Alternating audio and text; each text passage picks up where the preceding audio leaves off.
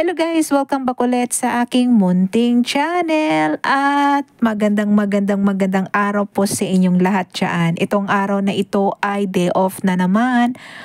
Nag-aantay ako sa aking mga kasama at pupuntahan namin daw yung Rainbow Balloon. So nandito ako ngayon sa MTR kasi palabas na sila ng MTR. So ito guys, waiting tayo dito sa labas ng MTR. So nakita-kita lang kami at bago kami pumunta doon sa Rainbow Balloons ay kakain muna kami kasi mahabang lakaran po yung malayong lakad. Dito na kami kakain kami anong oras na kaya to. So mamili tayo ng mga food na makakain. 41.39 ay noodles din oh. Ito yun oh, 44. Yummy yan.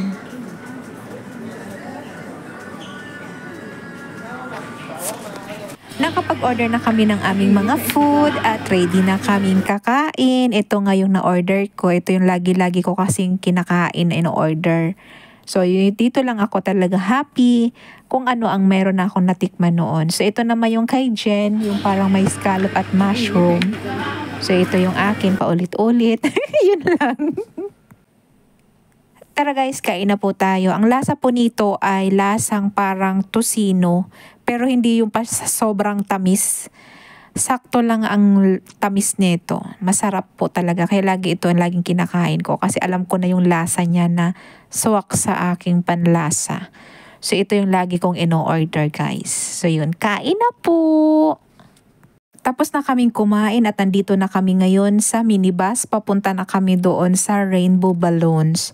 So ito, picture-picture muna kami bago umandar yung bus habang kami pa muna ang mga pasahero.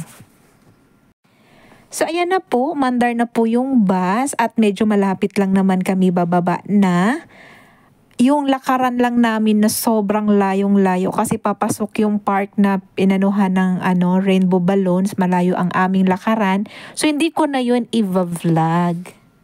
Sobra kasing layo yung lakaran mga pangga at baka kasi malubat ang aking cellphone sa kaka-video kaya mag-save tayo ng battery kaya padating doon na ako mag-vlog sa loob ng Rainbow Balloons.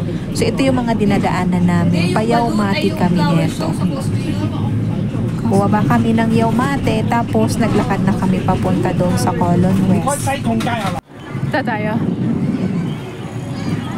Dito na kami. Dito na kami sa Rainbow Balloon.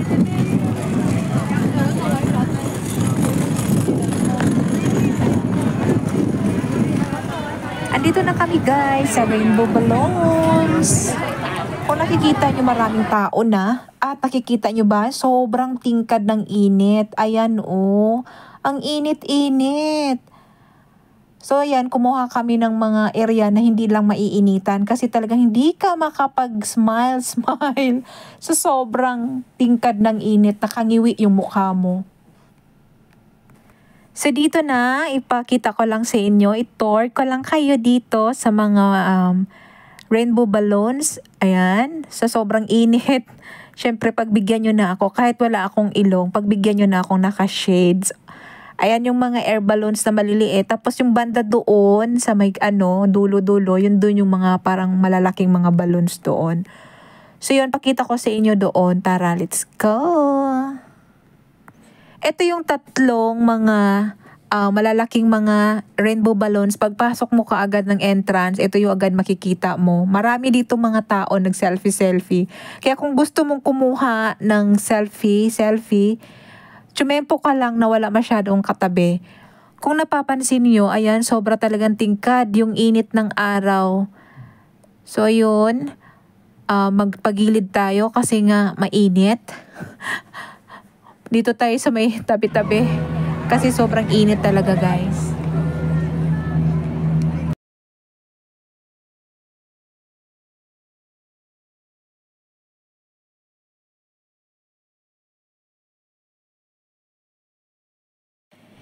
Dito po sa gilid ng Rainbow Balloons ay dagat po siya. Wait, papakita ko po sa inyo yung gilid po ng dagat po to. Ayan. Wait lang, puntahan lang natin dito sa may tabi ng dagat. Pwede po kayong mag-picture-picture dyan sa gilid ng dagat at marami pong mga barko-barko dyan na dumadaan. Yung barko, cute. Ang cute ng barko.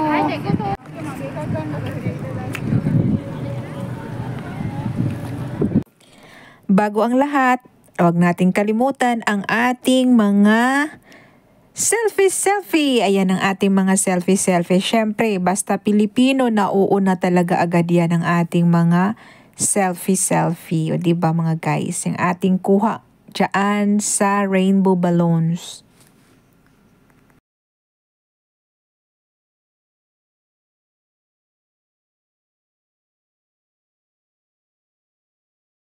Dahil sa oras na ito ay paggabi na, kami ay mag-uuwian na rin. Ayan na po at paggabi na siya.